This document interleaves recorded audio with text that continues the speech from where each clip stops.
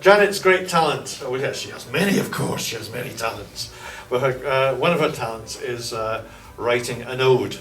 And she surprised me this evening to tell me that she had written an ode. This is her first time at Extreme Benchrest, and first time at Quail Creek, first time in Arizona. So she's captured her impressions in an ode, which I think was very appropriate to close with this evening. So I'll hand the floor over to Janet Trewin of Gilbert Distribution and her Ode to Extreme Benchrest.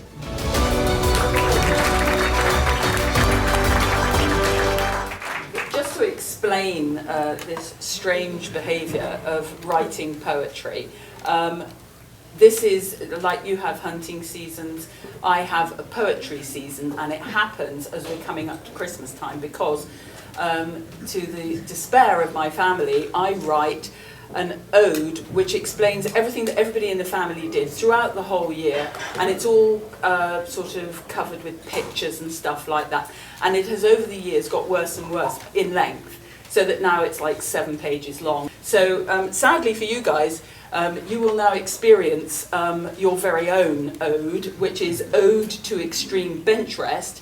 So this is the seasonal offering, and you'll have to excuse me, you've probably seen me wandering about at the shooting ground, sort of scribbling stuff down. You can see how very scribbled it is. So I apologise if I lose track here because I can barely read it myself, but I was writing it as I was out there. Anyway, Air Guns of Arizona have launched a competition. Scores of people come there, and all of them are wishing that when they lift their air guns and peer down through the scope, they will smash that big fat bullseye. It's money for old rope. But though I haven't come along to this event before, I've seen the YouTube videos and understand the score. All the would-be winners fly in from everywhere, and some, in panic, drove all night, this is true, brackets, to make sure they were there. They circulate and chat of .30 and 177, of springers, foot-pound, brake barrel, I tell you, they are in heaven. Regulator, 2-stage trigger, knockdown, FPS, PCP, Foster connector. Now that's how to impress. Some are so determined they've been practicing for weeks. They've been strengthening the trigger finger, have stock marks on their cheeks. AOA guys wanted practice to impress each chap and wench, but they stepped outside the store to find someone had nicked the bench. Depressed, they came back in again and found an unused table. They propped the legs with bits of wood to try to make it stable, and one by one they sat, and all day long you'd hear the pop as they used up the entire pellet contents of the shop. In Italy, the day-state chiefs been getting up at 4 to pace targets, set up silhouettes and fire more and more. Meanwhile, in the snowy wastes of Sweden, you will find a medal-hungry shooter with determined frame of mind. I hardly need to tell you the man with steely pecs is none other than Fast Freddy, the big boss of FX. Now, Freddy, he will tell you that he never shoots at all, but he was there at practice to ensure a medal haul. To be honest, it was not the cash or plaudits that he sought, but a great and glorious drink that the Milbro company brought. Now, the Milbro challenge is just that, but hey, it's not that hard to, with one shot, go through the centre of Ross's business card. And even if it was that tough, it's surely worth the fee, since the prize is half a bottle of Scotch of Glenlivet Scotch whisky.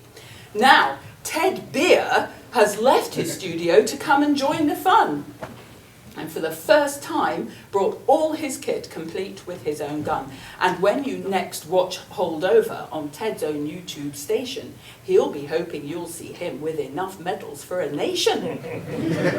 This also is a good place to catch up with new products, with the latest techie stuff, and get bargains for your bucks.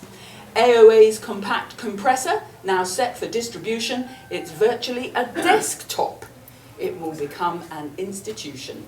No more lengthy journeys to a specialist supplier. You could keep it in a cupboard, run out, fill up, and fire.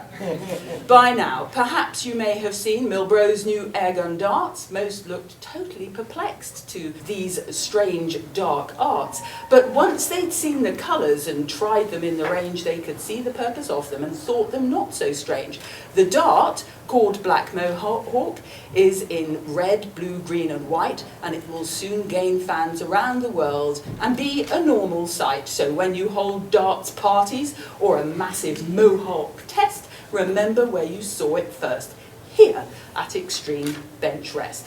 And then there are the youngsters, a truly scary bunch. They're taking up the mantle, and when it comes to the crunch, you oldies better stand aside. It's you who have to learn that these guys are snapping at your heels.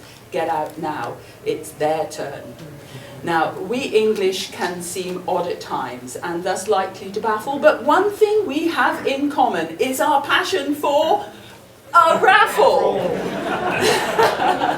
So put those tickets in the box. It just could be your day, but if not, maybe next year when you come back to AON.